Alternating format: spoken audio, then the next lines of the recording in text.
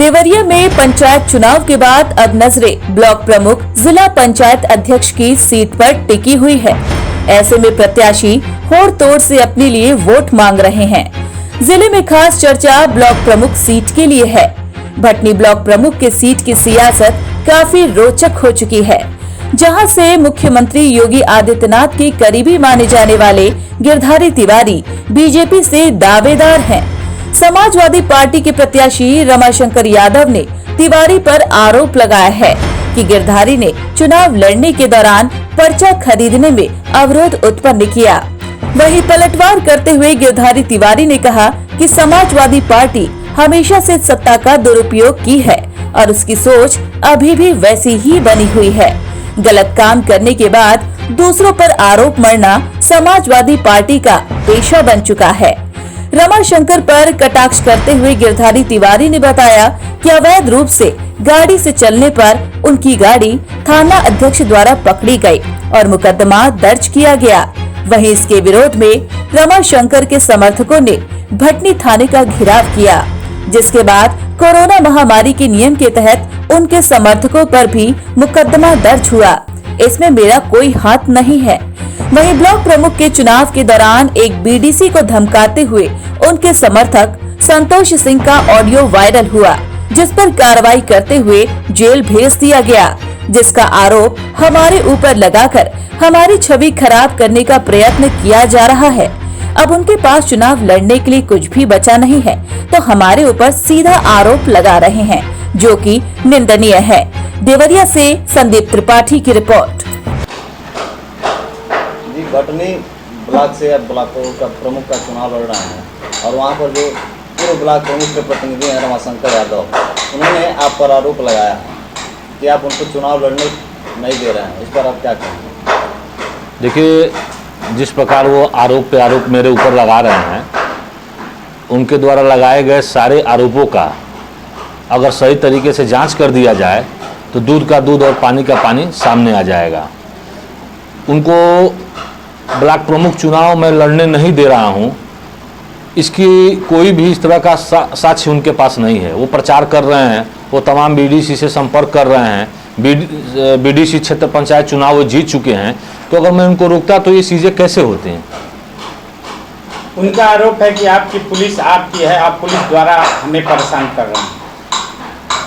एक दिन पुलिस द्वारा वाहन चेकिंग अभियान चलाया जा रहा था, जैसा कि मुझे सूचना मिला प्रेस के ही माध्यम से, मैंने न्यूज़पेपर में पढ़ा।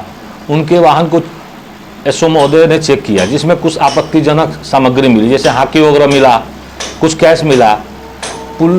थानाध्यक्ष महोदय गाड़ी को लेकर थाने पर गए। इसी दौरान रमाशंकर यादव से कहा गया कि आप इन पैसों का विवरण दें। वो विवरण न देकर अपने 150 से 200 समर्थकों को थाने पर बुलवाते हैं और थाने पर धरने पर बैठ जाते हैं इस कोरोना काल में।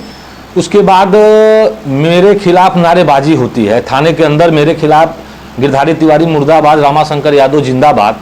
उसके बाद उनके खिलाफ कार्रवाई पुलिस द्वारा की जाती है। उसमें वो उसके बाद वो कहते हैं कि गिरधारी तिवारी के इशारे पे पुलिस कार्य कर रही है और गिरधारी तिवारी के कहने पे ये सारा कुछ हुआ, जबकि ये सामने सिद्ध होता है कि वो चुनाव में अपने पराजय को देख चुके हैं। क्षेत्र पिछले 5 साल के कार्यकाल में उन्होंने क्षेत्र में कोई विकास कार्य नहीं किया, जिसके बाद क्षेत्र पंचायत सदस्य उनको जवाब दे रहे हैं। तो सामने पराजय को देखते हुए अगली बार वो पैसे और गुंडई के बल पे ब्लॉक प्रमुख बने, जिसका पूरा क्षेत्र प्रमाण देता है। इस बार ये चीजें उनके साथ हो नहीं पा रही हैं। पूज्य महाराज जी की योजनाओं को मैं लोगों को बता रहा हूँ, विकास का मॉडल, विकास उन लोगों के बीच लाने का वादा कर रहा हूं, तो क्षेत्र पंचायत सदस्य मेरे साथ आ रहे हैं, जिससे वो बदहवास होकर उलूल जुलूल बयानबाजी कर रहे हैं।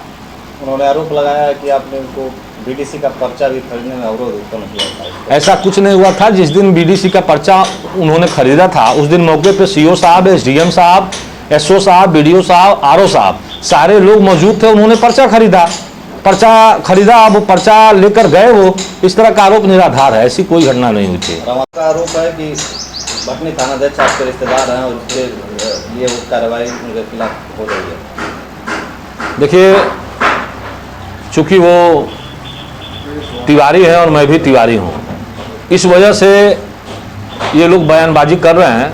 अगर इसकी सत्यता से जांच हो जाए और कहीं दूर दूर तक वो मेरे रिश्तेदारी में या भटनी पोस्ट होने के पहले हमारी उनकी कोई बात हो या उनसे हमारा इस तरह का कोई लगाव रहा हो तो इसकी एक जांच हो जाए। ये सत्यता सबके सामने आ जाएगी कि उनके द्वारा आरोप लगाया गया कितने उनके बातों में सत्यता है। उनके पक्ष के संतोष सिंह है जिनको जेल हुई है, वो भी आरोप लगा रहे हैं कि जेल भिजवाने में आता ही कहा। देखिए, संतोष सिंह जी का एक ऑडियो वायरल हुआ था जो मेरे पास ही सोशल मीडिया के माध्यम से आया था, जिसमें एक बीडीसी के समर्थक को, कोई क्षेत्र पंचायत सदस्य था, उसका कोई बहुत करीबी था, उसको उन्होंने ये कहा था कि आप मुझे वो बीडीसी को दिलवा दो, मैं 1 लाख रुपए आपको दे दूंगा और 2 लाख रुपए उसको दे दूंगा। कथित ऑडियो जब वायरल हुआ तो एसओ ने सामने उसका संज्ञान लिया। जब एसओ सामने उसका संज्ञान लिया तो उनको थाने पर बुलाया गया। उसके बाद से वो थाने पर न आकर, जैसा कि प्रिंट मीडिया के माध्यम से हमने पेपर पढ़ा, उस व्यक्ति को जो विकलांग है, 100% पैर से विकलांग व्यक्ति को, ये और राजेश यादव जैसा कि न्यूज़पेपर में निकला था, ये लोग मिलकर उसको धमकी दिए, जांच सूचक गालियां दिए और कहा कि अपना ये ऑडियो वापस ले लो।